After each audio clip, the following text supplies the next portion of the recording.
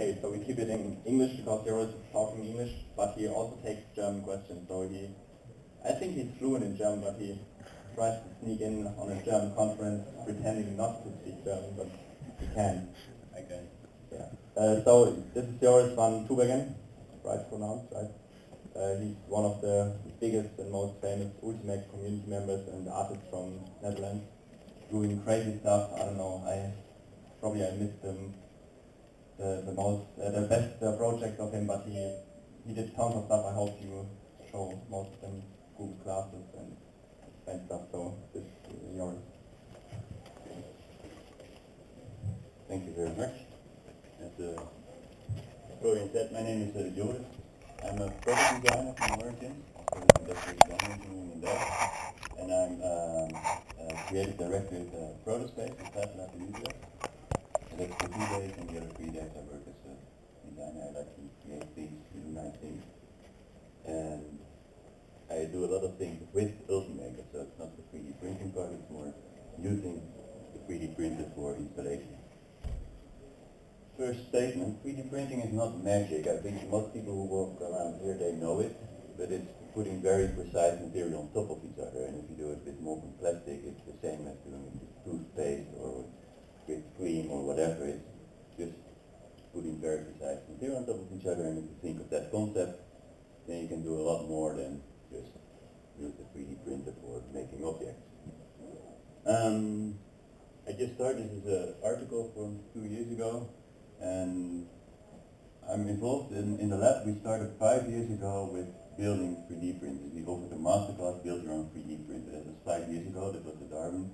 Only technical people came, and it was quite complex to make that machine. I'm a product designer, I'm not so technical, so I was just thinking of what can we do with this lousy quality printers we had that time, and how can you make it better. And 3 years ago, there was Ultimaker. We more or less developed in the lab, and then it was so easy that even I could build a 3D printer myself, and the first thing was to not make it better quality, but to get the object out of the machine faster. And that's how it started. So I was just trying to create designs which you can print pretty fast. Vases, cups, bracelets, more vases, little cards.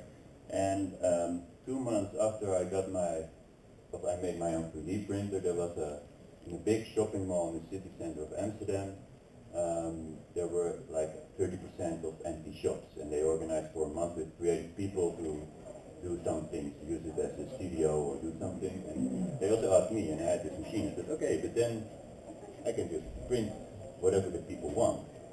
And I had came up with a name, and people don't know how expensive something is, they don't know how much it weighs or what material it is, so I just said, okay, we charge you €1 per minute it takes to print. So the challenge for me is to make the print in a short time, so the objects get cheaper, and you don't have to wait that long, so it's a double benefit. So I designed different things, experimented with different objects, print bigger things. These pages are actually like this big. We made an extended machine on the maximum size, the laser cutter we have in the lab, like 80 centimeters high. And this is the picture of maybe even the first 3D printing shop in the world. It was 2.5 years ago. And that was it. I had my laptop, I had a 3D printer, and I designed things. And okay, the big vases, at that time they took more than 1.5 hours, or 94 minutes. So it's pretty expensive if you calculate for €1 per minute. In plastics, it's maybe 2 or 3 euros. So it's very cheap if you can print it yourself, but if you want somebody else to print it, then it's obviously it takes more time to print. And you can also make your own bracelets. I made one bracelet design, and you can choose the size of your bracelet. You could choose the colors, and you hit print. And the bracelets, you can make a bracelet for 2 minutes and 12 seconds. And I think the bigger ones, they maybe take 9 minutes and 14 seconds or 6 seconds. So you could choose what size you want, how much money you want to spend. And you can make it custom made, right size, right colors. And that's actually going up. pretty well. People really liked it. And at the end of that month, there was a big party, and that was a bit boring then to print just the bracelets. So we also started another project. I was thinking, okay, but now if you can print everything, you can also download the gun. It was already 3 years ago. It's not now active again, but I looked on the Thingiverse and we found the gun, very colorful gun. I modified it a bit, so it's not the gun, but I could print this within 20 minutes. I put it upright because it looks nice if it's printing, it's pointing. And I thought, okay, just the guns is not nice, I should have something for her as well, so I print penises and guns for that evening, because they have the sort of same kind of erectness if you print them in the machine. And you hardly see the differences, I think. Very colorful, and I never seen many people so enthusiastic about penises and guns. And you just, you press the print button, you choose the colors, and you get a nice peaceful rainbow gun. And the goal on that spot was, I'm a product designer. I want to show off that you can do this, and maybe the next step is a design shop, not just this experimental thing, but to put the machine in the design shop, and if you want something, you hit the button and you get it. But the design shop, they didn't get the whole idea. It was very difficult for them to get the idea of the machine, and it was complex, and in fact only galleries and museums, they got the attention, and they asked, can you do this in the museum? And I really think the objects are not design stuff. I think the whole experience of that you can make it yourself, that's more important. It's not me doing the trick. Everybody can make the things I do. And I really like the installation, so we made for an exhibition, the shop of the future, we just put in the machine. I'm not even standing behind the thing, we put the panel up front and they could choose their own product themselves, and they hit the button and they get their own product. So this was the nice exhibition, and I was standing next to the other famous 3D printing artists, as Dirk from McCoy and other people, and children could make their own glasses, draw things, and also this was a kids event, and it's a 10 days, it's called Cinekit. It's just for children, they can do things, and I was not able to be there for 10 days. So the first day I installed the machine. I spoke to 2 volunteers, they were there the first day. I said, okay, but you cannot break the machine, that's rule number 1. And in 5 minutes they really start printing. I put in the whole alphabet, so you could choose your own letter, you can hit the print button and you can make your own design. And I explained them the machine in 5 minutes, and then I ran off because I had to go somewhere else. And the whole, they all kept on running for 10 days. Sometimes they phoned me something going weird, I don't know what it is, but they had only a 5-minute talk for how to use the machine. It was quite popular, so for the kids, but also for the adults. This was quite a long time ago. This is now the king of the Netherlands. At that time he was still prince, and actually Maxima, now the queen, she really liked the concept. She was really smart, and she said, oh, but then I can download my Dior dress and print it out. And she was really looking for not just the technique, but also the whole idea about the digital fabrication part. Because the technique is nice, but it's not about 3D printing. 3D printing is a way to digitally produce your products. And if you can produce your products digitally, you can send them over the world without transportation, by email. And that is the whole goal. So she was really looking for also the economic reasons and stuff, so that was really nice. And I thought, okay, but the printer is, most of the time it's on one spot, so I mounted the battery pack in it. And I went to Milan. There's a big design fair in Milan. And I didn't have a room or a space, but I just had my Ultimaker and just went there. Didn't have a place to sleep, didn't know where to eat or whatever.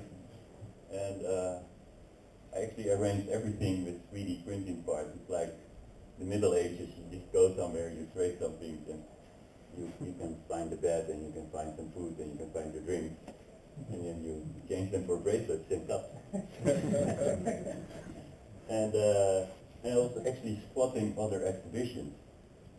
I was just sitting there, and at one spot I got more or less kicked out. They didn't like it, but most other places they really liked it, and they said, okay, come, because some terraces that was like empty.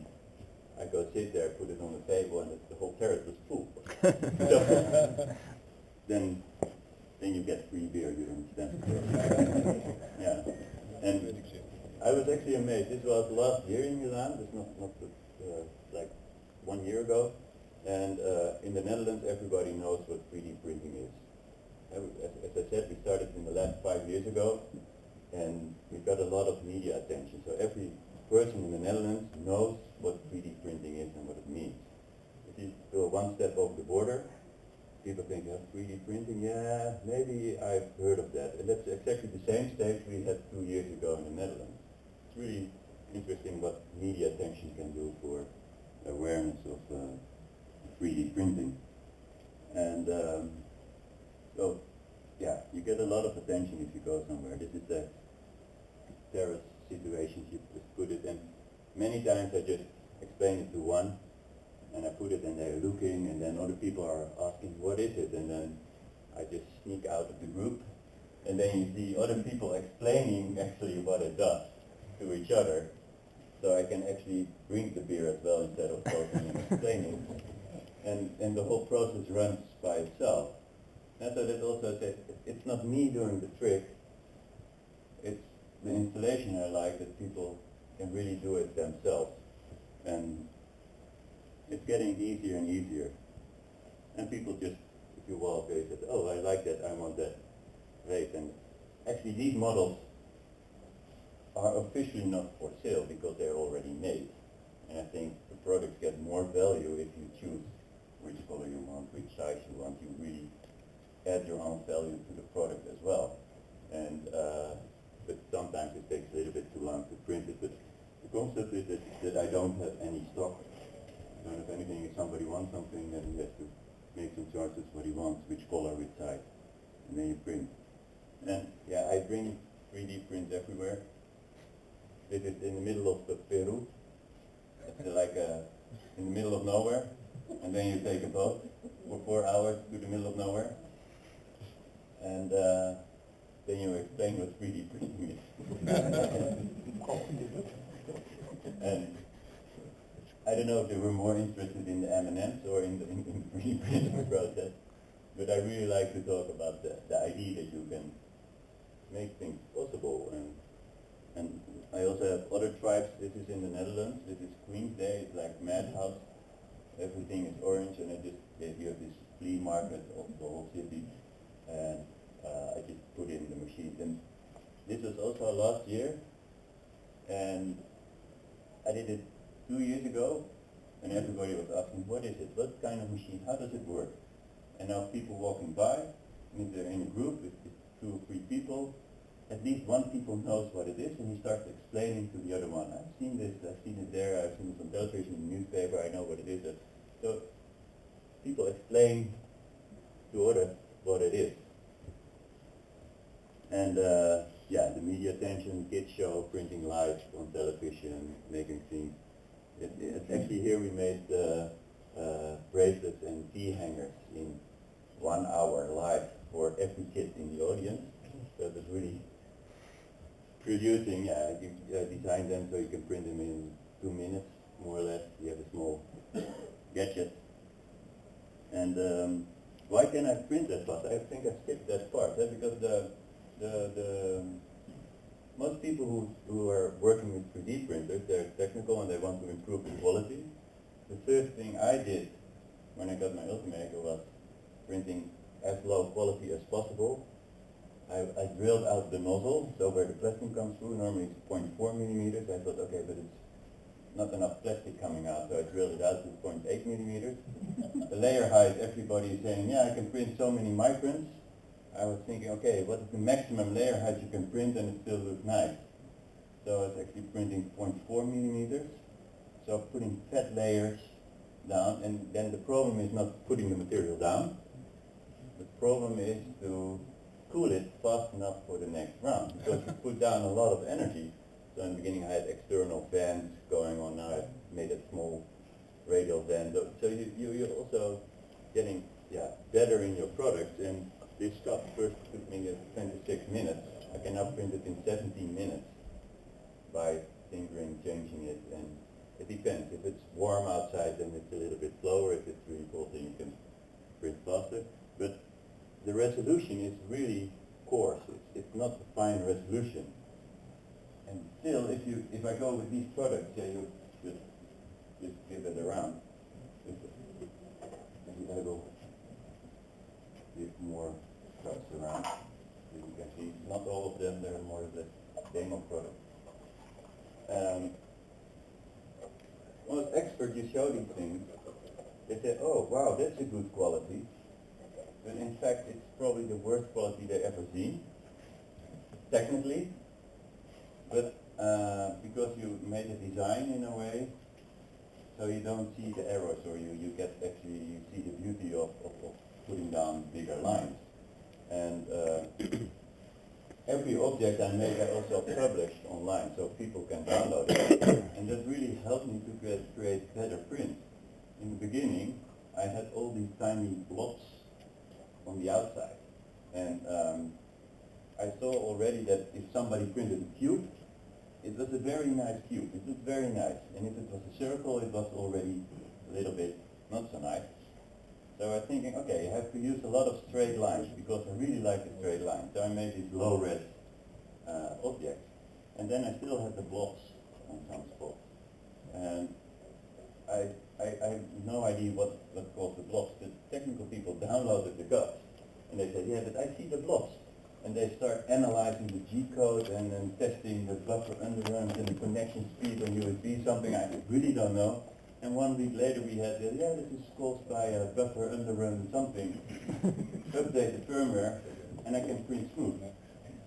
So by sharing this part of the whole system, what I can do is designing things, I get a better product as well.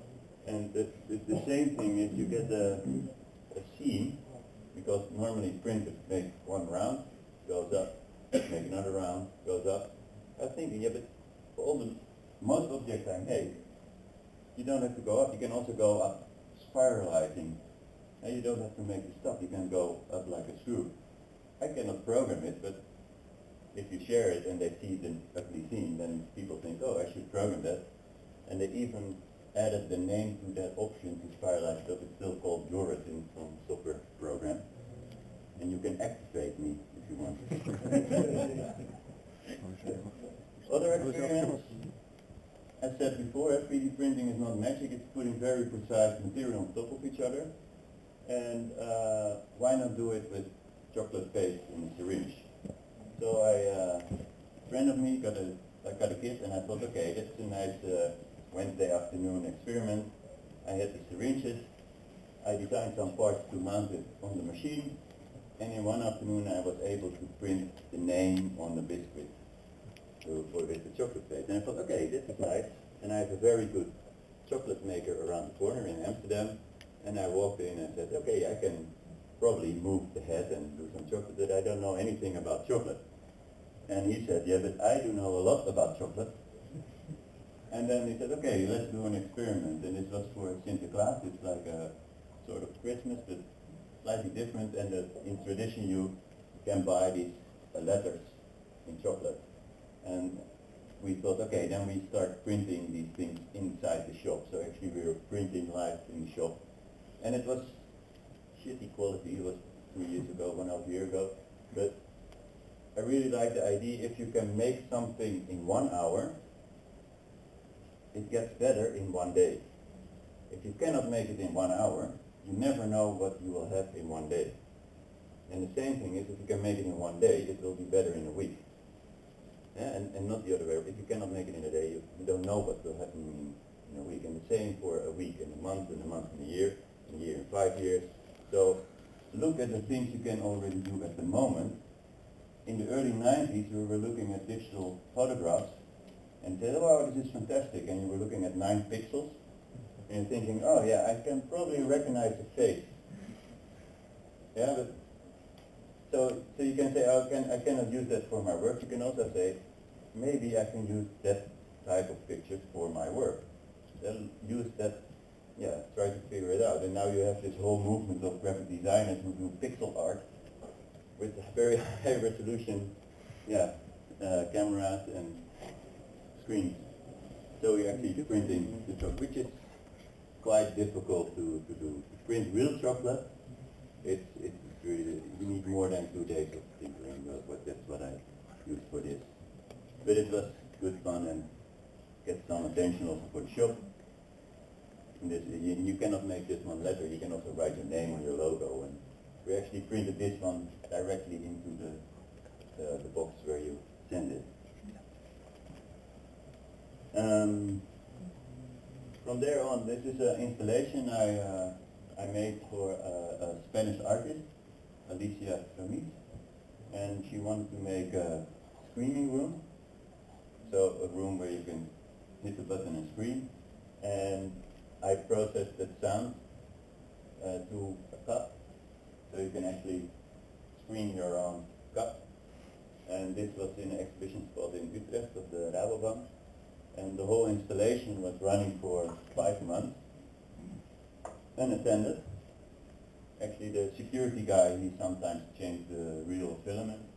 So it was quite exciting. How do you get a system that's stable? And I really think that this project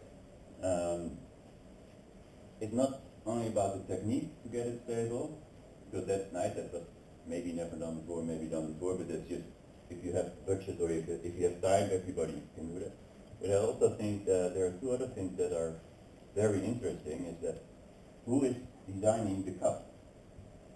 Is that me, making the program and doing that? Is that Alicia, saying I will make these changes for the design? Is that the consumer who walks into the museum and makes the screen? I think everybody thinks he's making his own cup, every one of the 3 partners I just mentioned. And the other thing is, that's the third thing, you actually create something inside a museum you can take home. And the last 2 things, of the last one, I really think that the museum didn't realize that till the opening. It was nice to get the discussion running. And this installation was now for the past 3 months in the Design Museum in Zurich. So you can screen your cup. Personally, I think screening is not the best way to design a product. I think there are better ways to design a product, but the idea that you can influence your shape with the screen, that's interesting. Other project I'm partnered with is a Kamermaker. Actually it's an Ultimaker 3D printer, but then literally 10 times bigger. And the goal when we started was to make a pavilion, a moving pavilion which can print a pavilion. So if you move it again, there's another pavilion left where you can party or whatever. And the goal changed a little bit. This year there's 400 years of canals in Amsterdam, and so it's a celebration, and we are thinking, or not thinking, we are printing a canal house in the end of this year with this printer. Not in once, but in parts, like a one-to-one canal house. And we already have the building site, and again, it's not about the technical process only. It's also about the whole thing around it. What kind of designs, what kind of opportunities do you get if you look at 3D printing on architecture scale? And nobody knows. It's a new technology. What will happen? What goes wrong? Is it possible or not? And yeah, we publish everything we do, so it's not finished yet. It's not, okay, we now press the button and you get canal house. No, we now press the button and we see what the plastic does, and maybe it cracks. So maybe we need different plastics, or maybe we need to print hotter or colder or heat it up. And I really think that if you're a woodworker, everybody knows you cannot attach 2 beams of wood like this that will crack. Everybody knows. Yeah, you have to make an overlap. with 3D printing, the idea is, oh, that you just hit the button and you get a 3D print. And even if you want to weld two sheets of metal, it was impossible for many years without bending the sheets of metal. And then they found out techniques how to weld the sheet of metal without bending. And in that stage, we're also with printing. What happens if you print bigger? With the warping, with the shrinkage of the plastic, can you make the technique better? Should you change your design? Should you change the materials? So it's really interesting in many different levels. And it's also the first, it's in public space. It's in the garden of the architecture office who initiated the process. And yeah, everybody can just look, see what's happening and yeah, what's going on. And in fact, it's the same electronics as the Ultimaker. So if you can print something on the Ultimaker, you can use the same workflow for the camera maker. Maybe people heard of the program Doodle 3D, and you can draw something on your iPad and hit print button. That's also possible with this machine. And that's the difference between other artists that use robotic arms. And they're going to print chairs with the robotic arms, very smart. But if you want to program that, you have to be a robotic arms programmer. And there are not so many people who can do that, or they are expensive. And if you use the same workflow as the Ultimaker, or any other 3D printer, you already have 50,000 potential researchers and developers who have an idea and who can reprogram or say, okay, maybe you should try this. This is actually the control room is on the top. We use the pellet extruder, and there's a heated tube going down, and then you can print. And then this is the crowdfunding things we make for the camera maker, champagne glasses. I think we sold more than 1,000 champagne glasses already in the past year. So we actually also printed more than 1,000 of these champagne glasses. And then you see that one of my bracelets is not a bracelet anymore, but it's getting a window. This is actually published in the Domus magazine. Really nice that your simple bracelet is getting now in nice magazine. Small project, digital information embedded in your product. I don't have samples with me, but the idea was that if you make a digital design and you hit print, if the file is still on your computer and you hit print twice, the value of your original product is not that much anymore, because there are already two, and maybe you print hundreds of the same file. So I did experiments of printing an RFID chip in the bottom, put the digital information of that particular product on the RFID chip, and if you then destroy it from your hard drive or from the computer, you only can make an exact digital copy of the object if you have the original one. That's like an analog thing. So if you have an original, you can make a copy. If you don't have the original, it's more difficult to make a copy. And then you can make maybe a specific pattern in your cup or in your design. And if you want exactly the same copy, you need the original. If it breaks, you can make an exact digital copy. And that is more or less sort of experience of putting the DNA of the product inside of the product and making intelligent products. But then my simple point of view as a product designer. And I like the interaction with users. This is in front of a shopping window. It's actually my studio in Amsterdam, in the middle of Amsterdam. I just hang it in front of the window. I thought if I'm printing, then why not make others also enjoy the process? And I would really like to make it way more interactive. In the Netherlands, you have this eating out of the bowl system from the FABO. I don't know if probably everybody who went to the Netherlands, you see this food in the bowl and you put in a coin and you open the door and then you take your food out. And it would be really nice if you have a wall of 3D printers. You put in a coin, the design is printed, you open the lid and you get your product out. Like an unmanned design shop. But yeah, that kind of installation. And that's also something I did. This is a project for 3D, a concept store in New York. It's a pop-up store for a month. And I did this project for Ultimaker. In the end, I brought 21 Ultimakers to the shop, and I put 12 of the machines in the grid, and I could actually control them on my phone.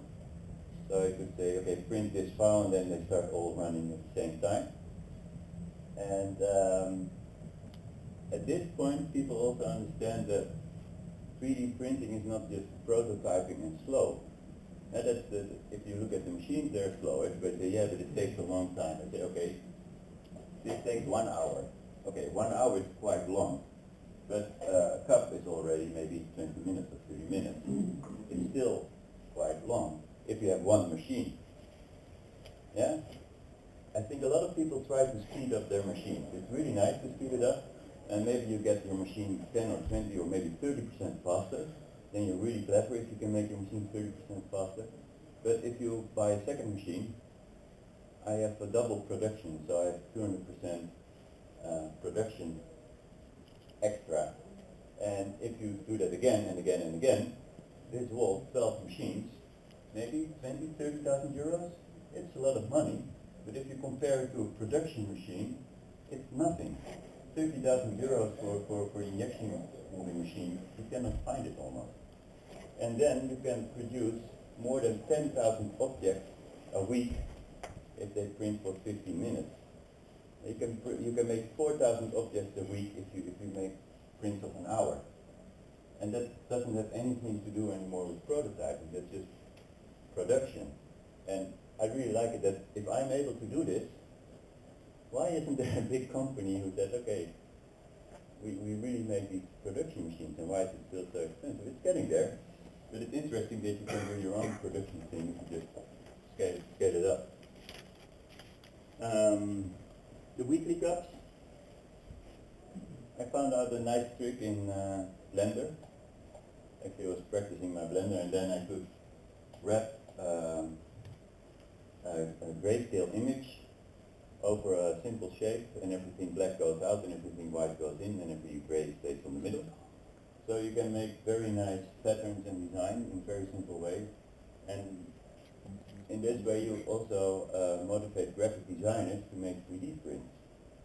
And this was so easy. I had some free time with Christmas last year, so I figured this out. I thought, oh, this would be nice. I do a daily cup. I upload a cup every day. I said, maybe I shouldn't do that, because there will be one day I'm not able, or a weekend I'm not in the mood for making cups, so I just made, okay, I do 1 cup a week. And I'm still going strong. Every week there's a new cup online, sometimes with a theme, and sometimes with the logo. People ask me, can you also design one for me with the logo? And yeah, it's nice to get your inspiration going also. And I also invite other graphic designers to deliver a design for this. You can use patterns, you can use graphics, use, yeah, whatever you want.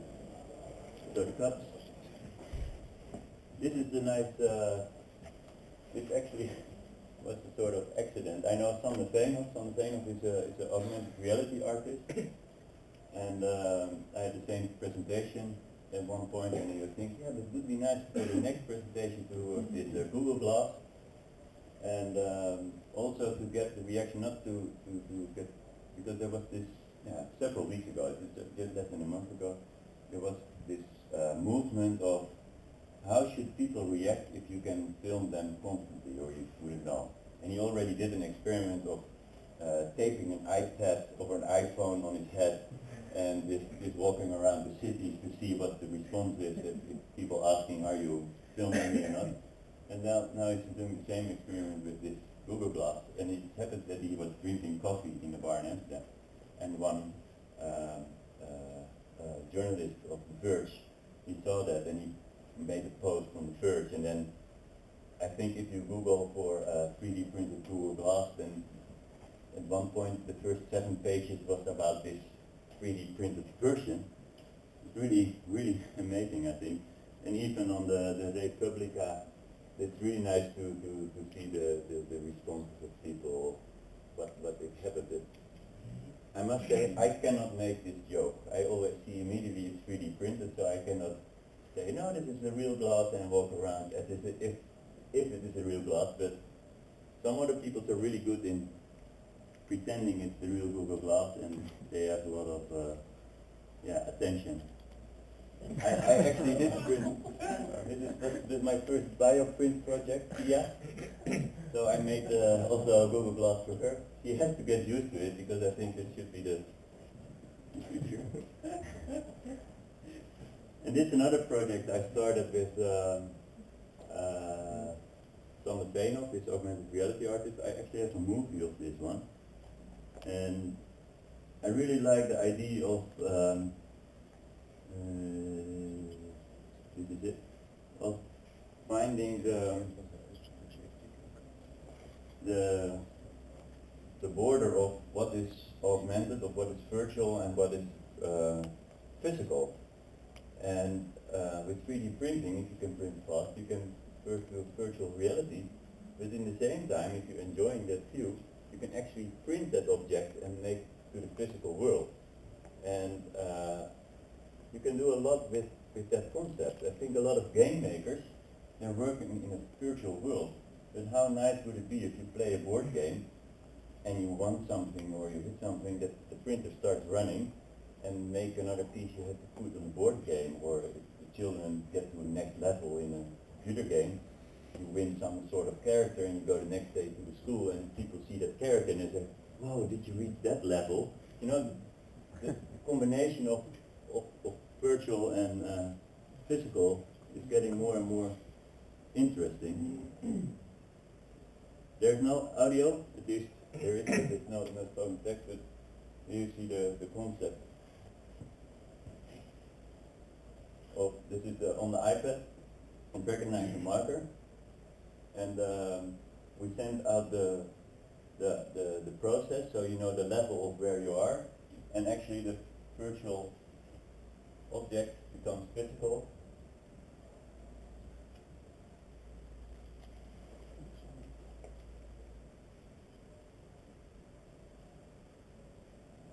Yeah. And in the end, yeah, you can do a lot with this. Also for educational point of view, if you print something, you can explain more about the 3D printing process. You can display additional info, but then also for you to use the machine, tinker it, and here you can, you still have to put the physical flowers in it.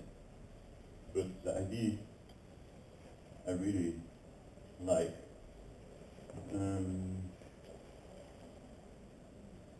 Oh, this is another experiment.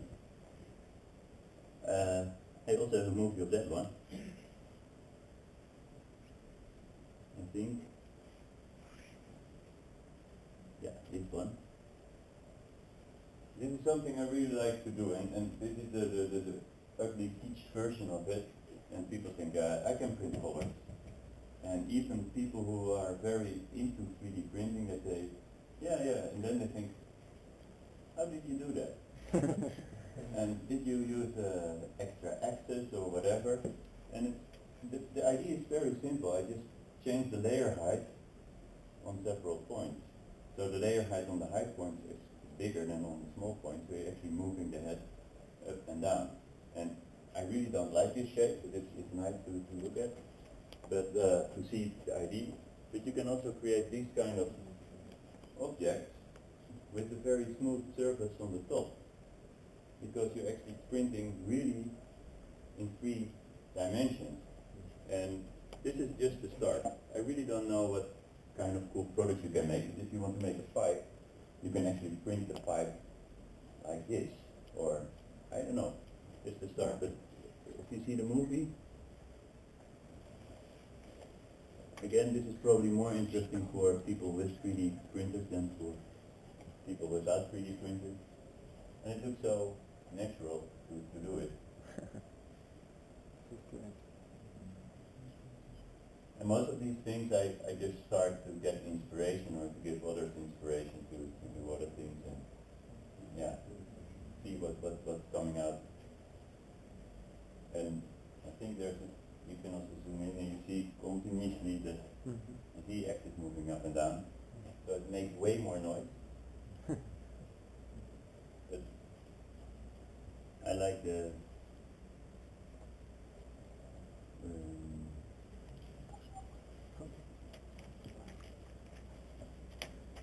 this is just the fun movie. So I should show it. Oh, but there's audio in it. No, we don't hear that, I think. Really quiet? Oh, maybe, yeah, maybe. Because I'm not the only one who wants to print 100% biodegradable 3D printed design. There are other groups who want that as well.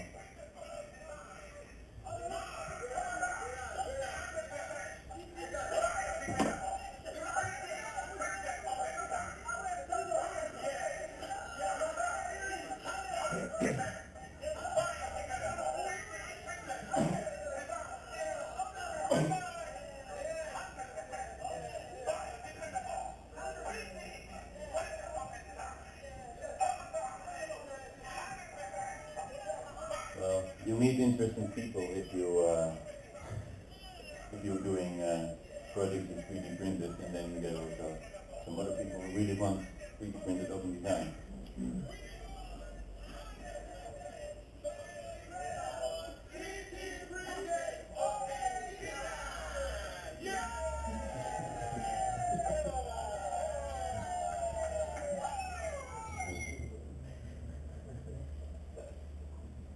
And then I actually skipped this movie, but I have time to show it. This is unknown error. No, then I cannot open it. Or do I have internet here? No. Well, that was it about the presentation. If there are any questions, just let me know. Oh, I didn't talk about these kind of experiments. You've probably seen them. Could you talk about these, please? Talk about these? Yeah. Yeah, no problem. It's actually the same as this was the first experiment. It's 3D printing, but putting material on top of each other, not so precise. And actually I put down so much material, so it's not able to put the material exactly on top of each other. So it flips over to one side and then it flips over to the other side. And it does it in such a regular basis.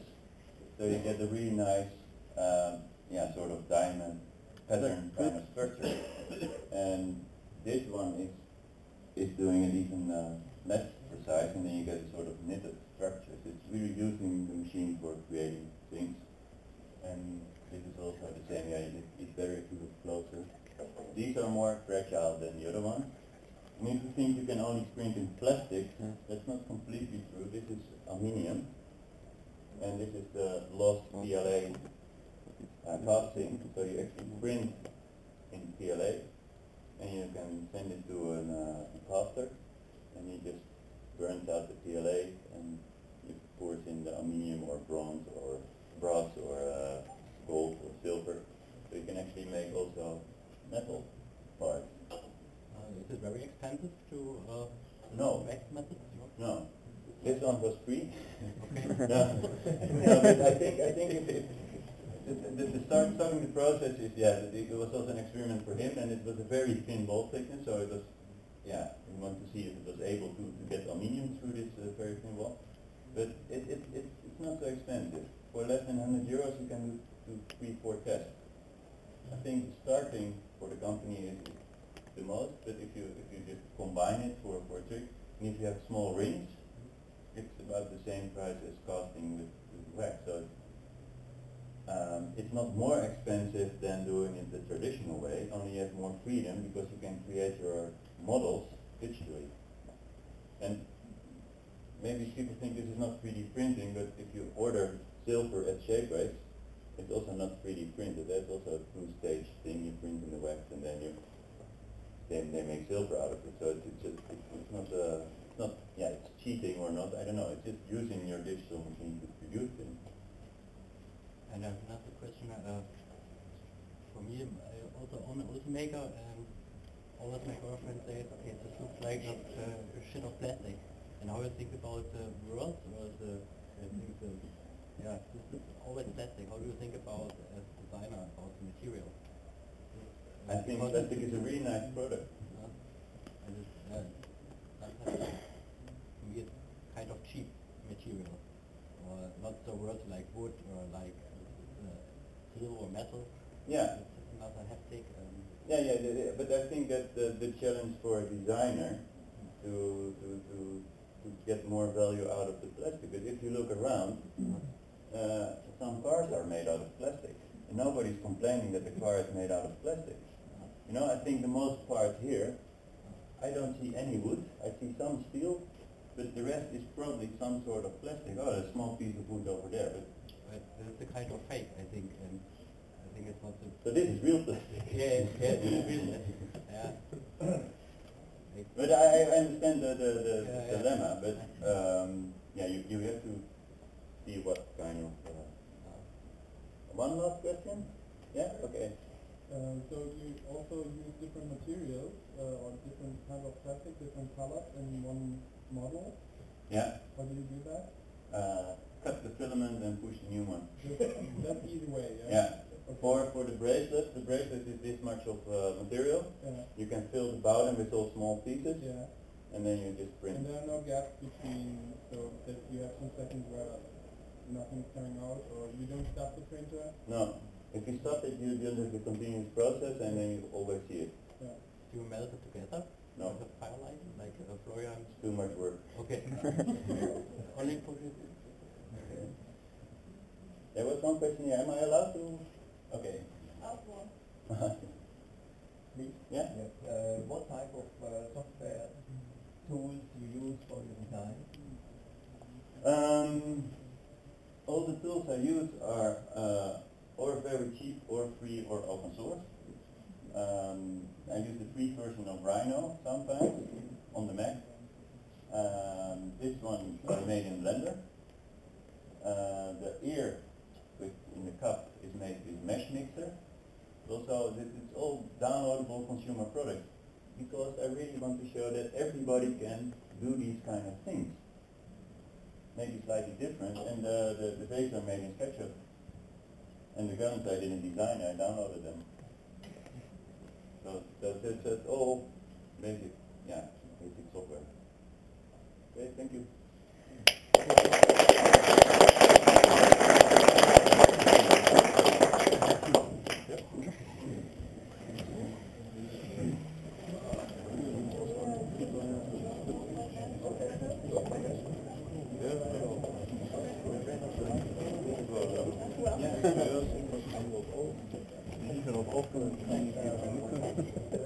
Sollen wir mit dem quatschen? Oder vielleicht telefonieren wir in einer Viertelstunde? Ja, okay. Ich habe irgendwann kriegen wir eine Viertelstunde Scheibe.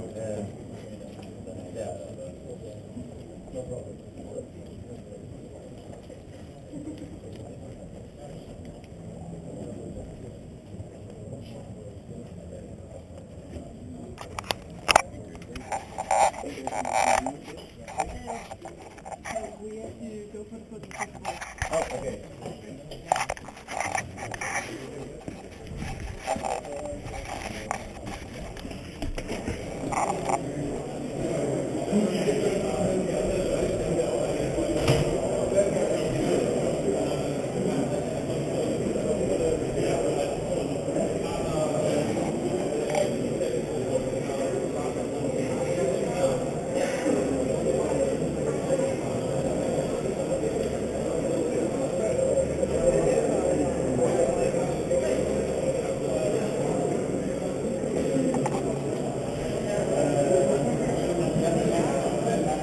Darf ich kurz eine Frage nerven? Ja. Ah, wunderbar, vielen Dank.